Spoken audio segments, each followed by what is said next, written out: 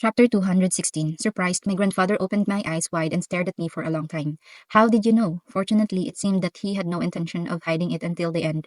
If I tell you, will you be honest with me? I will. Grandfather grinned as he put down the teacup. There is nothing I can do. The announcement of the succession was too fast. I sighed softly and began to answer.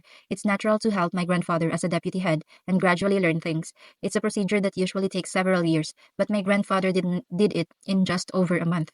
Isn't it just because that I liked you to run things so much? That's possible. That's what I thought, so I never questioned it. However, I shook my head. I noticed yesterday when you called me to the place where you gathered the vassals.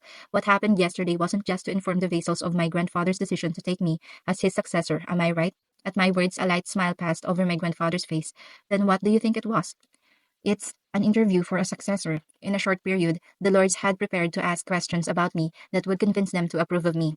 Due to the nature of Lombardy's vassals, who have very high loyalty to the head of the family, the outstanding devotion of the old vassals to the head sometimes becomes a problem. The circumstance of not accepting and trusting a new head sometimes occurs. Therefore, it is not only the current head's authority to decide the next head, but the vassals must be fully convinced of the decision as well. That way, when a change of head occurs, the power gap can be minimized as much as possible without ending in an upheaval. And this is something that happens naturally through a successor education curriculum that takes place over several years. The head entrusts big and small things to the deputy head or the successor, and this naturally creates opportunities to work and collide with the vassals. Then, when the successor finally becomes the head, the vassals will already know what the new head Lombardy is like, in what areas they can do well, and what they need their help with. Unless I have to make the vassals my own in a very short period, my grandfather is not the kind of person to make such a decision.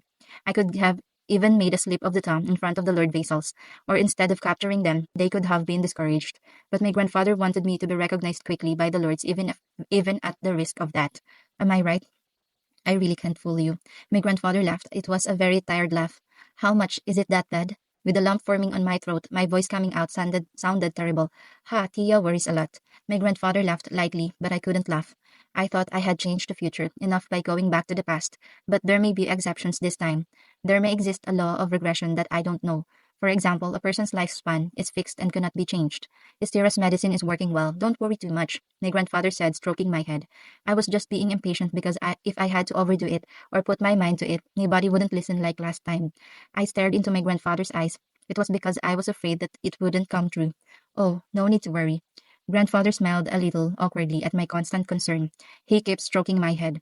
I quietly raised my hand and pulled down the hand of my grandfather that was stroking my head. Since when have you been like this? Grandfather's hands were trembling slightly against his will. When I woke up today, it was already like this. Grandfather spoke nonchalantly, as if it were someone else's business. I have already been examined by Dr. Estira. She said that there is no change in my body, and it seems to be a temporary symptom. Look, I'm fine. My grandfather laughed, clenching and unclenching his hands. I was a little relieved by his appearance. It's a simple act, but I know it would cease to move if my grandfather's illness gets worse.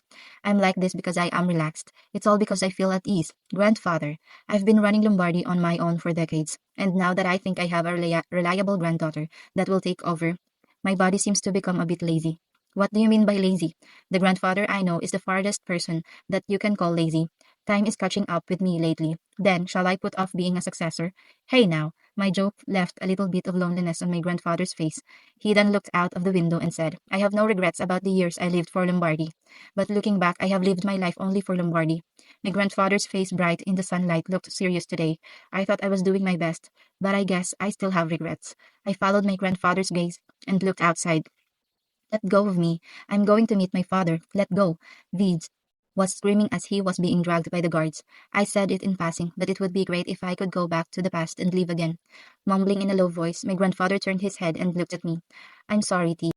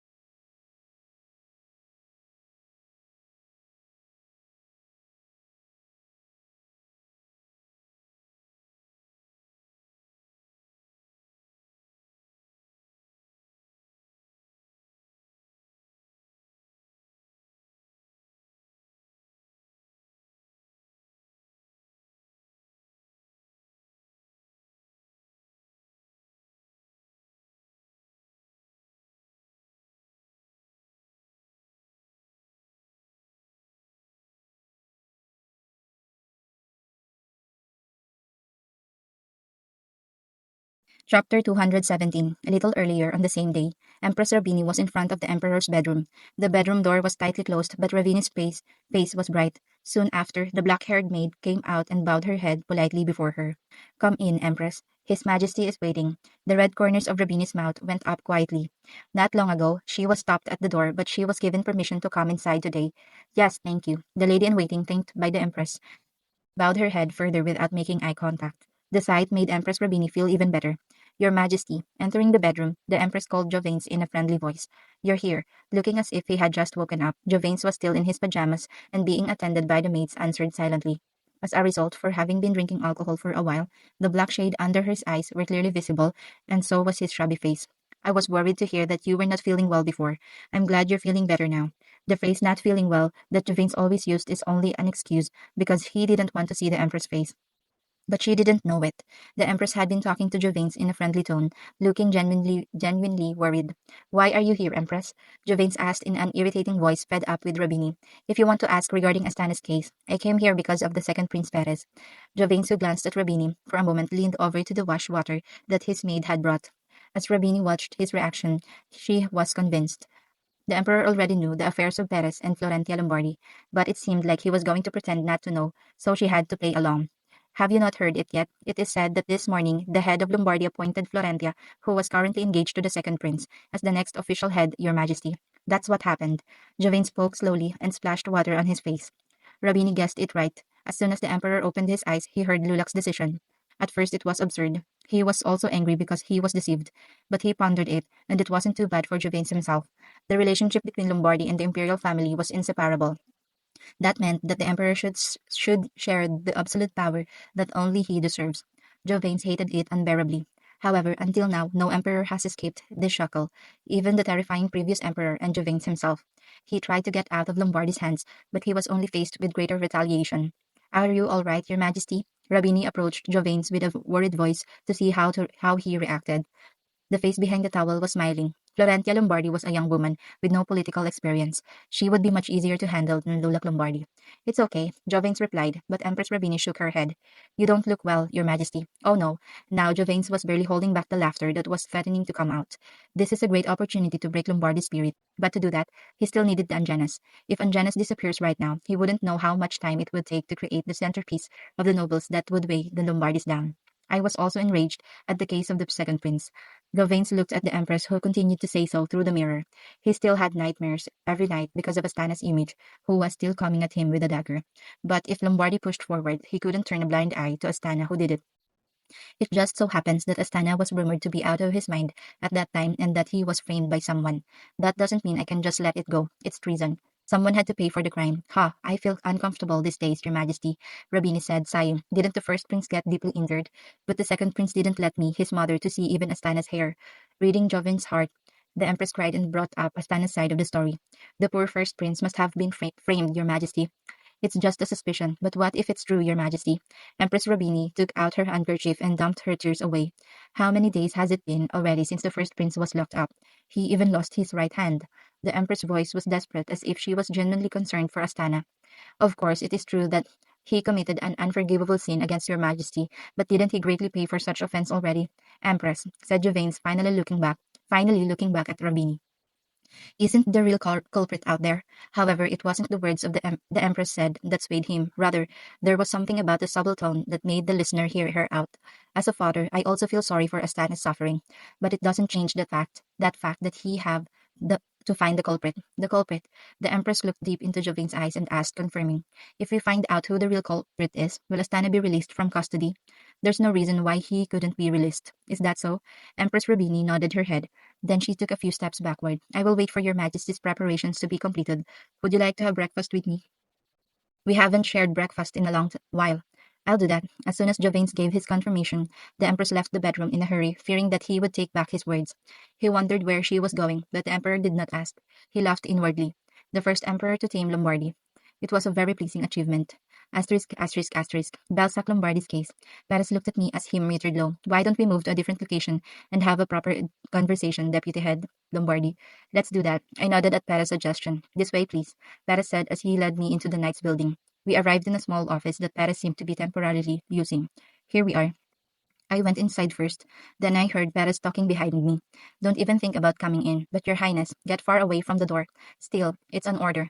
Yes, Your Highness. Eventually, the knights who lost to Perez stepped back and closed the door. Only the two of us were left in the room. Perez, who came closer, was just looking at me with a faint smile. What's wrong with him? With a slightly awkward atmosphere filling the room, I spoke first. Your Highness, I'm here to fulfill my official duties, and the reason the knights weren't with me is because. Did you sleep well last night? When only the two of us were left, Perez's tone became relaxed. What's with him all of a sudden? I replied reflexively, slightly frowning. Of course, I slept well. A moment passed, my eyes widened as I've come to realize. Yesterday, you came to my room? Yes. Well then, that's wasn't it a dream? I nearly stumbled as I stepped backward, but Perez just stepped forward as much. I didn't tell you that I left because you were sleeping so well. I didn't want to wake you up. I thought it was a dream. For me, it was definitely a happy dream. Tia said she likes me. Perez. I looked back at the door and shouted urgently, but Perez only smiled at me with joy in his eyes. What a dog. What do you mean it wasn't a dream? I felt my face reddening. No, let's stay calm. Calm down. I took a deep breath and said,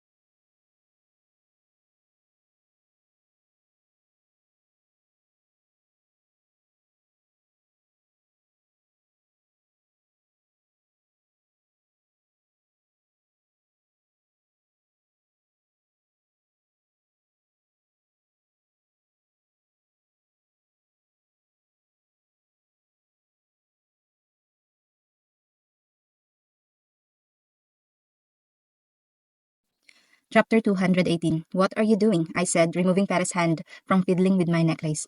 His eyes still felt hot, but I didn't make any more eye contact. Like this. I covered the necklace with the shawl after returning it to its place. And then I pulled the string hard and tied it up. The glowing red ruby was no longer visible. I'm burying us. I spoke as calmly as possible. There is no future between you and me. It's just a relationship that will end someday. Deputy Head. Perez tried to say something, but I cut him off. Now that I've succeeded, Lombardi, I can take breaks, but what about the Emperor? Paris kept his mouth shut, but his eyes told me that he has so much to say. My heart ached at his sorrowful face. You must defeat the Empress and you must be appointed as the Crown Prince. And then you'll have to spend your time as the Crown Prince, being wary of all things so that you'll become the Emperor. Are you still going to continue your relationship with me, who can't be an Empress? I shook my head. Even with Paris, there are limitations. At this rate, your highness will achieve nothing. When I saw Paris, my heart that was pounding again was slowly sinking. It was right to sort out our relationship here and now for the both of us. It's a very long journey for the prince to become the emperor, and the imperial knights were divided in half right now, right? Paris nodded silently. I am glad that you are taking my words well. But apart from that, I felt another painful throbbing in my heart. I put my hand on Paris' chest, hiding my expression as much as I could. It was the place where also my heart ached. That's why we should bury our feelings. We each have something to accomplish, and then at some point, it will all go away. I was going to say that, but my lips won't open. I couldn't bring myself to say that. It was because I wasn't sure myself either. Will this heart of mine really forget as time passes? Will all the desire to hurt a person as this disappears? At that time, Perez held my hand that was on his chest. It was a frighteningly warm hand, and slowly he pulled my hand and gently rubbed his face in it, while his gaze deeply fixed on me. At that moment, my heart sank. It was because I realized that what I said a while ago did not push him away, but instead stimulate him more. If I bury my heart, it will not disappear. Unlike me, Perez said with conviction. Deputy Head, a voice that was as hot as my body temperature, called me. Is it okay for me to accept someone else as the Empress? Can I stand by side with her while we smile at each other? There was something that came to my mind. Perez and Ramona stand together in front of the crowd and cross their arms. It was a memory from my previous life. My heart hurts incomparably more than before, so I had to clench my teeth. Meanwhile, Perez came closer. Am I supposed to have children and grow old together for the rest of my life with someone else? Is the deputy head confident to watch it from afar? I'll be able to watch, But whenever Paris is happy and laughing with someone else, I'll be crying without anyone knowing. I closed my eyes tightly to erase the dark future that seemed to be being painted right in front of me. Paris carefully lifted my chin and made me look at him. We are now looking at each other with a distance of a breath away. I can't. His voice became murky. No one other than me can stand beside you. Paris' red eyes glowed over me, like the ruby I hid a moment ago. Just imagining that the deputy head is marrying someone other than me. Paris' voice shook very dangerously. I'm getting angry, like I did a little while ago. Paris put my hand on his chest. Thump, thump. A strong beat, albeit not fast, is pounding dangerously, as if it were going to come out of his chest. If I don't pierce the heart of that man, who doesn't exist, I'm going to explode in anger. Paris whispered in my ear before his lips were approaching mine. Then he kissed me, pressing his lips onto mine so fervently. Once, twice, it engulfed me like a wave that came over me countless times. Perez, who kissed me in one breath, and at some point looks like it would last forever, stopped. He said to me lightly as his lips touched my forehead, like this, I will put my lips on the deputy head. Then Perez's lips dug into my exposed neck. I'm the only one who can do this. The vibration of his lips as he talked tickled my skin. It must be me, only me, and no one else. Slowly pulling away, Perez looked at me with unbearable eyes. And there's one thing you're misunderstanding. However, Perez, who messed up my hair and clothes with his kisses, was now as sweet as the well-tamed wolf. The deputy of Lombardy is exactly what I want. I want neither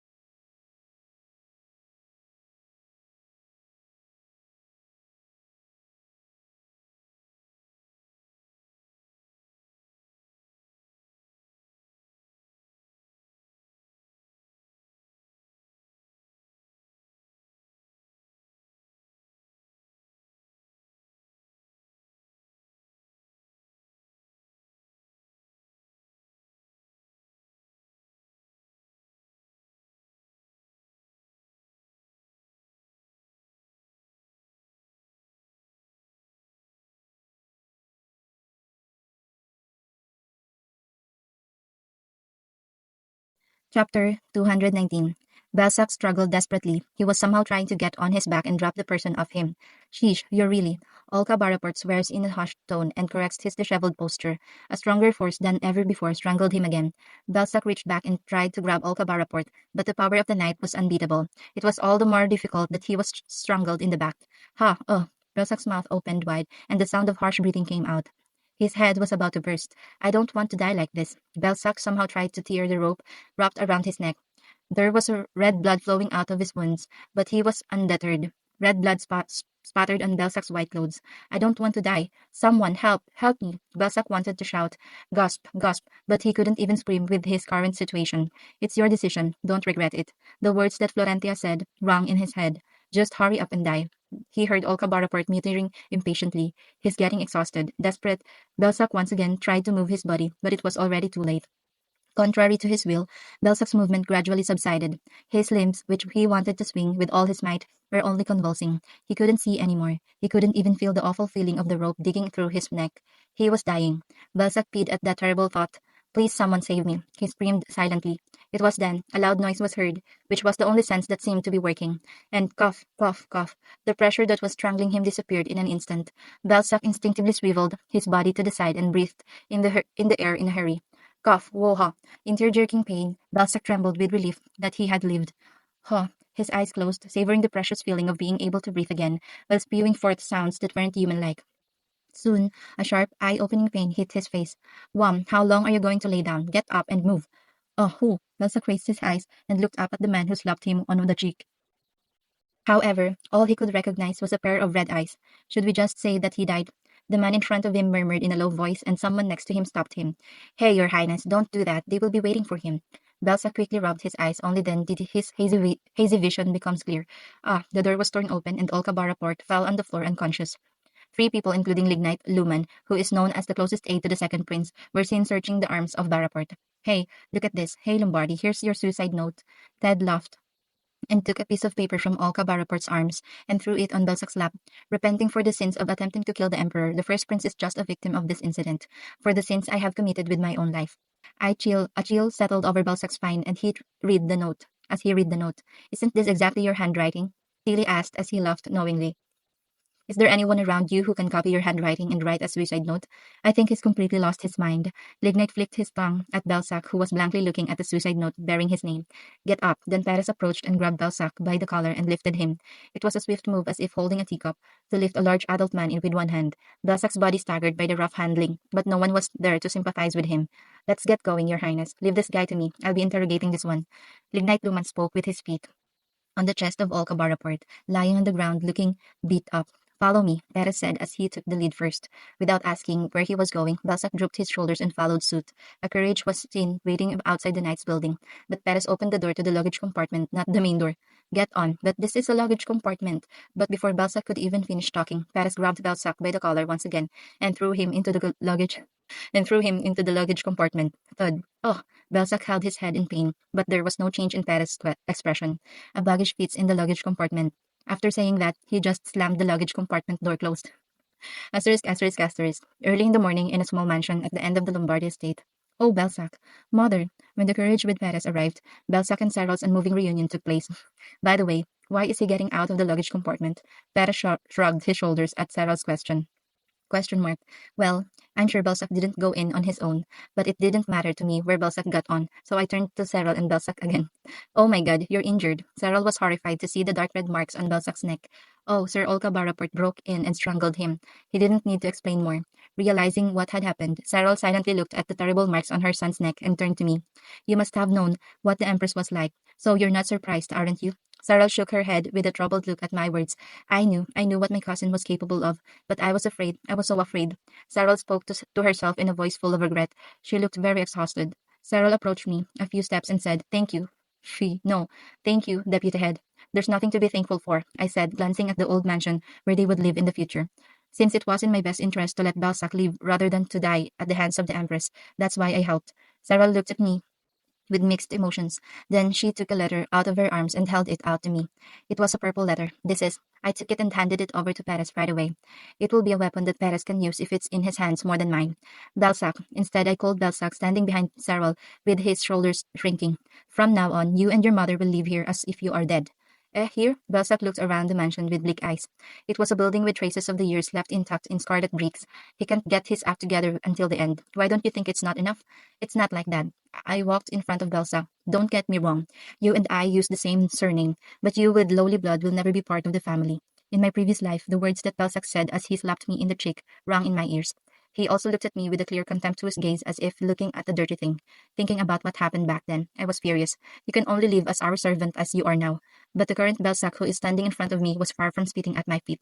He was still stupid and foolish, but he was terrified. His veins were about to burst. He gave off a disgusting smell and looked like a mess. You called me half-blood.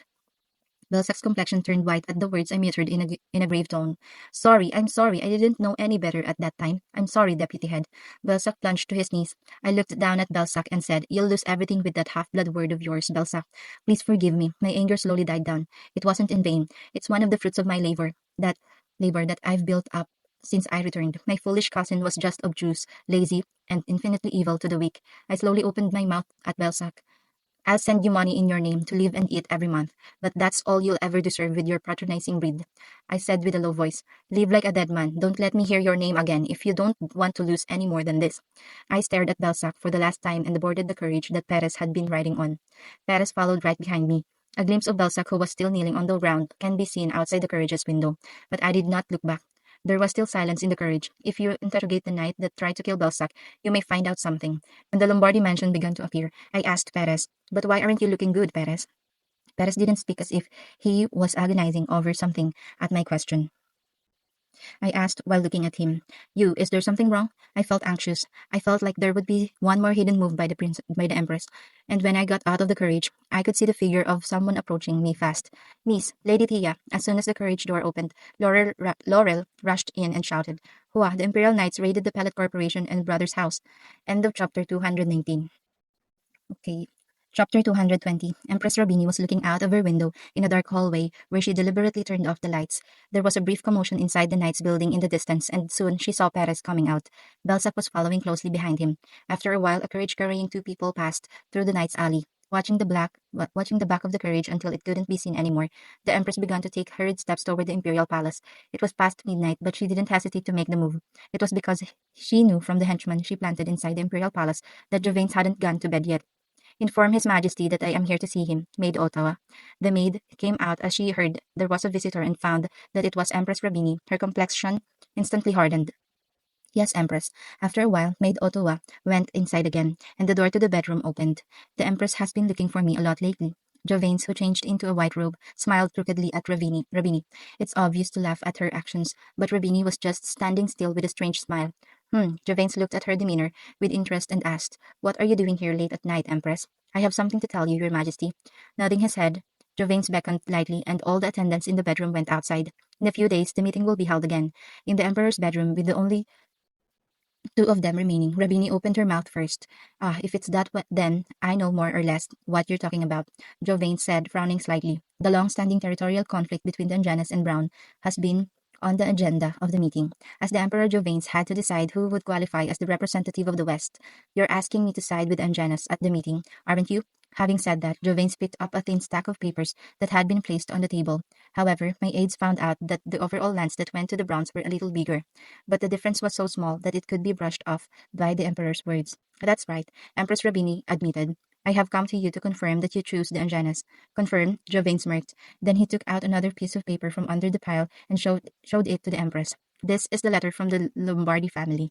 After entering the bedroom, the confident smile of Empress Rabini cracked for the first time. We will give 100,000 gold as compensation for the annulled engagement between the second prince and Florentia Lombardi. 100,000 gold. It was a huge sum indeed. No noble family in the empire could have that much money and remained intact after giving it away. But Lombardy was an exception. As always, Lombardy was an exception. How dare they smear the emperor's dignity and bribe him with money? Emperor Jovanes murmured grumpily. Of course, he was going to get the money. Jovanes wasn't a fool to refuse 100,000 gold. But he will show them that everything doesn't go according to Lombardy's will. He would be in favor with Angenas many times in order to press down the arrogant nose of the Lombardy. That said, Anjanus cannot threaten the imperial power like the Lombardi, Jovain said to Empress Rabini. At the meeting, my verdict will be in favor with you, Anjanus. Thank you, your majesty. With a big smile, Rabini secretly added. Also, there's one more thing I need your confirmation. Huh, another one? I knew the Empress was greedy, surprised. Jovain said with a grin. Yes, do tell me. Please allow the Imperial Knights to investigate the Pellet Corporation today and arrest its owner, Clarivan Pellet, your majesty. Pellet? This time, Jovain's eyes were wide open. It was because a completely unexpected name came out from Rabini's mouth. That's quite a big shot. No one in the Empire wouldn't know a merchant guild named Pellet Trading Company, which is owned by Caravan Pellet, a man well connected to high-ranking people. The Merchant Guild, which was created only a decade ago, has already become large enough to form the axis of the empire. In particular, the eastern trade was dominated by the Pellet Company. Some even said that in order to sell goods in the east, it had to go through the Pellet Company first. What is the reason? The investigation into the attempted murder case was slow, and as a result of my own research, I found out that the suspicious drug that the first prince drank was distributed through the Pellet Company. Rabini answered without changing a single color on her face. It's quite a dilemma. In a word, this was a may or may not type of situation. Gervains grinned as he thought of the knights dressed in their imperial uniform surrounding the Pellet Company. After a long time, he thought that it may be a good opportunity to show the authority of the imperial family. Also, the fact that Clarivan Pellet was a person of Lombardy also played a part in Jovan's decision. The imperial knights are not the hands and feet of the imperial family for nothing. Emperor Jovain said to Empress Rabini, there's no reason why the empress should not be in charge of the imperial knights. Asterisk, asterisk, asterisk. Damn it. Looking at Laurel's pale face, I let out a curse. This is what the empress was after. Perhaps from the start, Belsac was a decoy. My and Paris' attention was drawn there, but the empress' real aim was Clarivan. How come the knights of the imperial family have come? Frightened, Laurel asked in a trembling voice. They might be trying to find a contract that states how Anjanus borrowed money as collateral. But I can't believe that's the reason why the knights of the imperial family had made a move. I'm sure she cajoled the emperor into doing her bidding. Also, there happens to be one good excuse for the imperial knights to move, right? Ah, don't tell me. Laurel couldn't bring herself to put the word in her mouth, and only her lips trembled. Right, the attempted murder of the Emperor. We need to find Clarivan at all costs. She could easily get her hands on hard to produce plausible evidence, like how Belsac had a made up suicide note or making excuses. However, one thing is for certain that Emperor Jovains would tolerate the Emperor's actions. Did they catch Clarivan? Oh no, they are just searching through houses and buildings. Then there is still a chance. First, we have to find Clarivan. I looked back at Paris and said, Paris, release your people to search for him in the Lombardy estate and the Imperial City. The Imperial City? Clarivan went there a few days ago. Today, he is scheduled to meet his father at the main branch of the Gallihan clothing store in Imperial City. I don't know exactly what time it will be, but he may have already reached the Imperial City. Okay, I'll look for him. After releasing the horse that was pulling the carriage, I checked the back of Paris, who was riding the galloping horse, and said to Laurel, we're going to the barracks of the Knights of Lombardy. Knights? Yes, I have something to ask. I walked quickly without saying anything more, but rage was boiling within me. Empress Rabini, how dare you touch one of my people? Asterisk, asterisk, asterisk. Search everywhere. Find out where Clarivan Pellet is hiding. Yes, Imperial Knights and soldiers rushed into the Pellet Company's building outside Lombardy. An angry Violet ran out of the office and rushed over to the knight who appeared to be in charge. But it was strange. It was not the same Imperial Knights that she knew, but looks like the Knight of Anjanas, who were giving orders to the Imperial Knights. Standing tall in the middle of the commerce site, a giant knight with one head bigger than the others, was a man Violet knew well. Ethan Claus. He was the commander of the Knights of Anjanas, who only listened to the orders of the Empress. That commander was currently giving orders to Imperial Knights. It was a ridiculous sight, but the Empress was the one who made it possible, and Violet could guess what was going on from just looking at the scene. But that didn't mean that she would let them wander through the pellet trading company to their heart's content. Raising her head more confidently, Violet stood in front of Ethan Claus. I am Violet Levy, the co-owner of Pellet Company. What the hell is going on here? Co-owner. Co-owner. However, Ethan Claus looked at Violet from head to toe without answering before ordering an Imperial Knight standing next to him. Take her away and interrogate her. What? Hey, stop this. Let go of me. They already had no intention of talking to her anymore. Violet resisted as hard as she could, but she couldn't beat the Imperial Knight's strength. End of chapter 220.